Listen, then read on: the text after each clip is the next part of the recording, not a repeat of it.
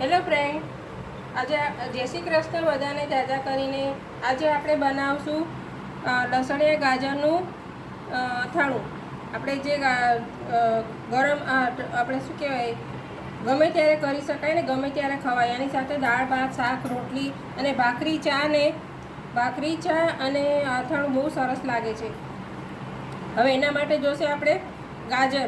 અત્યારે આ ગાજર આવે છે તો દેશી ગાજર આવે છે ને, એનું બનાવે તો તમને મીઠા લાગશે અને સારા લાગશે. એના માટે આપણે ગાજર લીધા છે. લસણની ચટણી આપણે ગાજરના આટલા નાના નાના પીસ કરવાના, જો એટલા લાંબા પીસ કરવાના. ગોળ પણ કરી શકાય, તમને જેવા ગમે એવા. અને લસણની ચટણી લીધી છે અને કોથમરી લીધી છે અને તેલ જોશે અને ધાણા જીરું જોશે, મીઠું જોશે. હવે આપણે આમાં મીઠું નાખશું. આપણે પહેલાં સૌપ્રથમ મીઠું નાખીને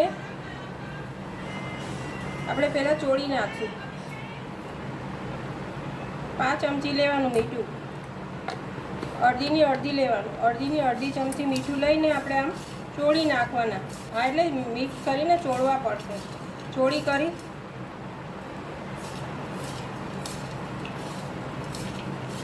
હવે આ ચોળીશ ને થોડી વાર, એટલે આનું પાણી છૂટશે.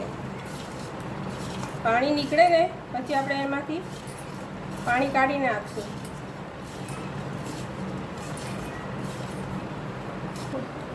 હવે આપણે ગાજર ને મીઠું બે મિક્સ થઈ ગયા છે.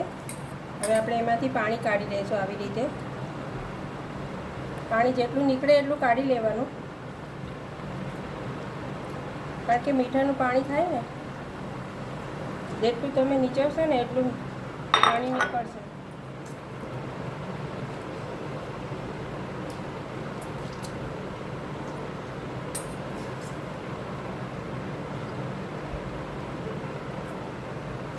જો આટલું પાણી નીકળ્યું છે. અત્યારે એક ગાજર લીધું છે, એક પીસ. હવે આવી રીતે આપણે નીચવી નાખ્યું છે.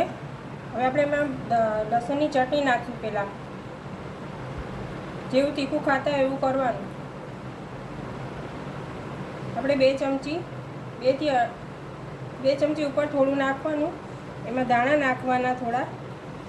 એમાં 1 ચમચી ધાણા જીરું નાખવાનું અને એમાં સિંગ તેલ નાખવાનું. આના માટે સિંગ તેલ જ નાખવાનું. આમાં બીજું કોઈ તેલ નહીં વાપરતા, કારણ કે આમાં સિંગ તેલનો સ્વાદ આવશે.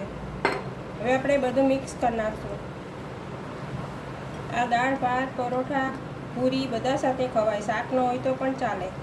સવારે નાસ્તામાં ભાખરી ને ગાજરનું અથાણું સરસ લાગે છે. આમાં તેલ વધારે પડતું જોઈએ, થોડું દેખાય એવું. અને લાલ ગાજર આવે ને, દેશી ગાજર, એમાં બહુ સરસ લાગે છે અથાણું. હવે આપણે મિક્સ કર્યું છે. થોડું હજી તેલ નાખવું પડશે. આમાં તેલ જોઈએ એટલું જ નાખવાનું. આનું કંઈ માપ નથી, કારણ કે આમાં 1 પીસ લીધું છે ગાજર મેં. આમાં થોડું તેલ વધારે હશે ને તો 3-4 દિવસ સારા રહેશે ગાજર. અને ફ્રીજમાં મૂકી દેવાના. ખાઈને તમે કાઢો ને જમવા ટાઈમે, પછી ફ્રીજમાં મૂકી દેવાના. 3-4 દિવસ તો સારા જ રહેશે. આવી રીતે બનાવજો તમે પણ, અને મને કમેન્ટ કરજો કેવા લાગ્યા. લાઈક કરજો અને શેર કરજો, સબસ્ક્રાઈબ કરજો. હજી આપણે થોડા ઉપરથી દાણા ભભરાવશું ગાર્નિશ માટે.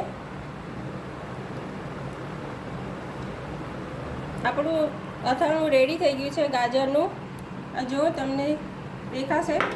અને હવે આવી રીતે જ મને વિડીયો જોઈને તમે બનાવજો અને કેવું બને છે, અને મને કમેન્ટ કરજો કેવું લાગે તમને.